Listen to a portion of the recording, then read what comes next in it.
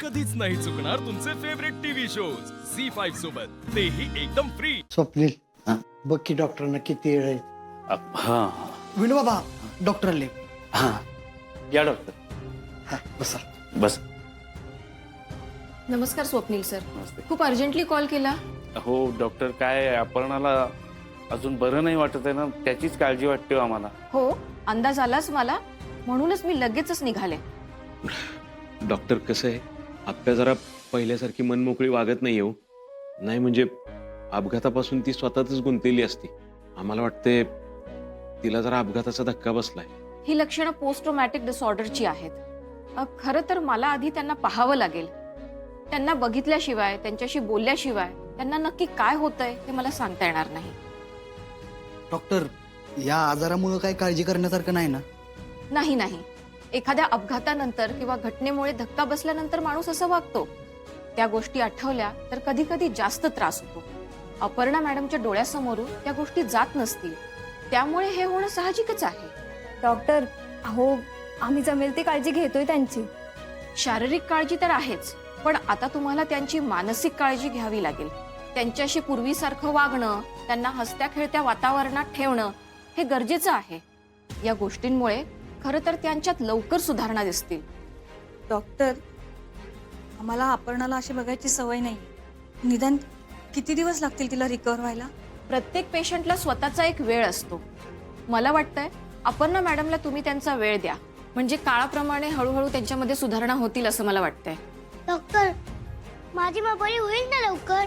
अमोल बाळा, या ऍक्सिडेंट मधून अपर्णा मॅडम वाचल्यात.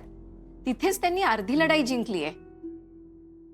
आता तुमच्या सर्वांच्या सोबतीनं त्या नक्कीच बऱ्या होतील. ओके डॉक्टर, मग आता मी माझी सगळी काळजी घेईन. बरं डॉक्टर, आता वेळ नको घालवायला, तुम्ही दीदीला तपासून घ्या. हो. दाजी दाजी ये या आप्या बस तिथं.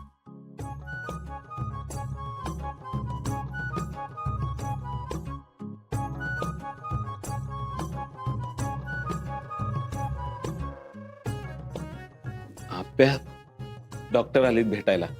तुला काय वाटतंय ते मन मोकळेपणाने सांग त्यांना. अपर्णा मॅडम, काही काळजी करू नका. एक रुटीन चेकअप करूया आपण. मी तेच म्हणत होतो, तिचं जरा डोकं दुखतंय, तर हे रुटीन चेकअप उद्या किंवा नंतर केलं तर नाही चालणार का? म्हणजे नाही अर्जुन सर, आपण निदान एक बेसिक तपासणी करून घेऊ, म्हणजे काळजी नको. मामा, आणि काही नाही होणार, तपासू दे ना.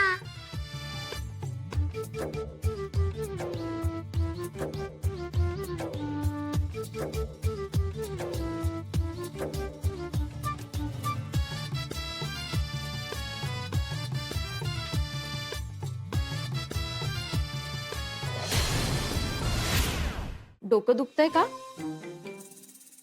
हा जरा. चक्कर आल्यासारखं, गरगरल्यासारखं असं वाटतंय? उलटी, मळमळ? बर. वीकनेस जाणवतोय तुम्हाला थोडाफार? फक्त एवढंच की अपघाता आधीच्या गोष्टी तुम्हाला आठवत नाहीयेत. अपर्णा मॅडम, तुमचा अपघात झाल्यासारखं असं वाटतच नाहीये.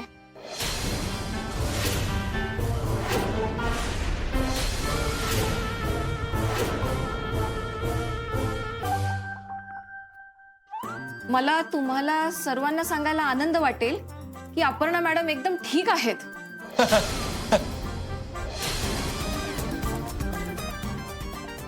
हा, आणि मेंटल स्ट्रेस आणि मी जे मगाशी बोलले त्याबद्दल आपण काउन्सिलिंग करूयातच. पण मॅडम, या अपघातामधून तुम्ही वाचल्या कशा? डॉक्टर, अहो मला जेवढं आठवतंय तेवढं सांगते मी. गाडीचा ऍक्सिडेंट झाला आणि तेव्हाच मी गाडीतून उडी टाकली. मला कळलं तेव्हा मी झाडीत होते आणि तोच माझ्या गाडीचा स्फोट झाला. तिथून मी कशी बशी बाहेर पडले आणि स्वतःला सावरत मी एका घरात गेले. त्या घरातल्या माणसांनी माझी नीट काळजी घेतली आणि माझ्यावर उपचार केले. तुमच्या इच्छाशक्तीची दाद द्यायला हवी. हे सगळं एवढं भयंकर वाटतंय आणि तुम्ही यातनं जिवंत बाहेर आलात. डॉक्टर आधीच्या बऱ्यापैकी गोष्टी तिला आठवत नाहीत. हो, कळालं ते. आपण हॉस्पिटलमधील बेस्ट डॉक्टरांसोबत त्यांचं काउन्सिलिंग सेशन ठेवूयात. त्यांना लवकरच सगळ्या गोष्टी आठवतील. डॉक्टर पण आपल्याला ना अशी घरात बसायची सवय नाही हो, आणि आम्हाला पण तिला लवकर कामावर गेलेलं बघायचंय. आपण प्रयत्न करूच. बाकी त्यांचा रिस्पॉन्स कसा आहे ना, त्यावर बाकीच्या गोष्टी ठरतील. बरं ठीक आहे, उद्या आम्ही येतो दवाखान्यात. तुम्ही म्हणताय त्या डॉक्टरांना भेटूयात आपण. हरकत नाही, मी घेऊन ठेवते अपॉइंटमेंट. मी जाऊ का?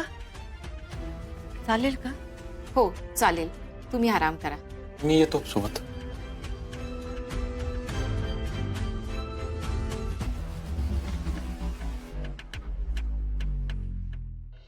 मला कशाला आणायचं, मला जाऊ द्या ना. खाली बस खाली. अरे काय ना काय आल्यापासून 1 सेकंद तोंड गप नाही तुझं. जरा ग बस की. हा हे बघ, आता जर बोलला ना तर मार खायला लागल. अहो, मी काय नाही केलं. अहो, ऐका की माझं. ए यार गप ना, गप गप. फैजू, रागाव ताबा पाहिजे बाबा. हा, मारून टाकतो का काय त्याला? सोडून दे.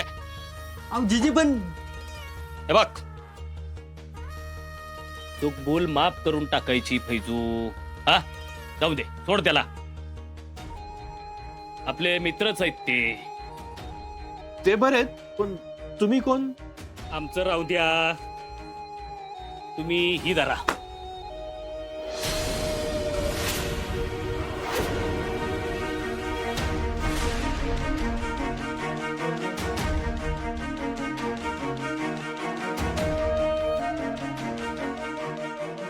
ताज्या ताज्या आणि गरम नोट आहेत. 1 लाख रुपये आहेत. पण अहो, हे तुम्ही का देऊ राहिला आम्हाला? अहो, तुम्ही कलेक्टर बाईंचा शोध लावला ना, त्याचं बक्षीस आहे हे. मी नाही शोधलं कलेक्टर मॅडमला. नाही, मी नाही काय केलं. नाही का?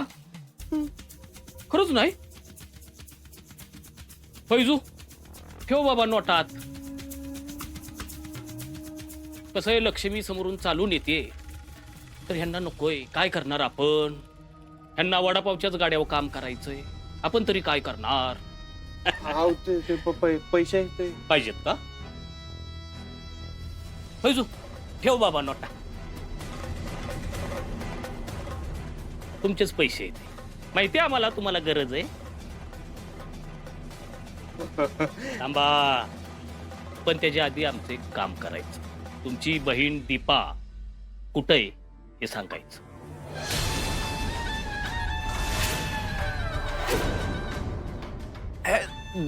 दीपा घरी असेल ना? घरी? कुणाच्या? इन्स्पेक्टरच्या म्हणायचंय का?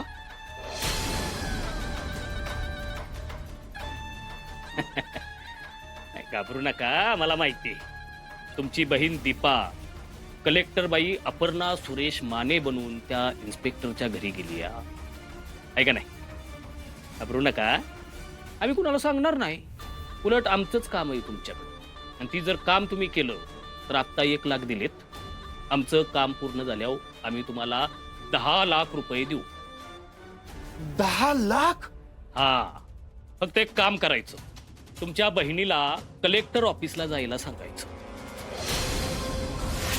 आणि आमच्या रखडलेल्या कामाला परवानगी द्यायला लावायची. अहो, पण ती कशी देणार परवानगी मिळवून? आमच्या फाईल्सवर कलेक्टर बाईच्या सह्या करून. झी5 ॲप डाउनलोड करा आणि पहा सर्व एपिसोड्स एकदम फ्री.